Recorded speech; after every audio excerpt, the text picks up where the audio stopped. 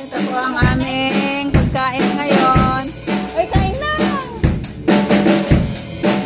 Sino pa may gusto na ba? Iman ko kayong luto na Emily. Mga lang yan, luto ko yan! Siguraduhin mo lang na masarap ito, ah. Kain na. Ito po, paborito kong ulam din. Tulog ka mo sa plat? Bigyan mo nga rin ako, mami. Kaya pala, ano, sabi ko takot. may amoy isda. Dalawa. Tapos isang, isda. Nahanap ko yung Flat mo isda. din, O, Sister isda. Tess? Pastora? Dito? O, isda. Hindi. Ako lang yan. Po, pastora, Yes, nandun da. pa po. Yan yung plat ko. Talong. Isda ate. Tapos yan. Tsaka, Gusto mo talong? luya. Talong, Ken. Wen. Hindi ko pa nasubo itong pang ano. Yung sukli ko pagara. Nandun sa ano?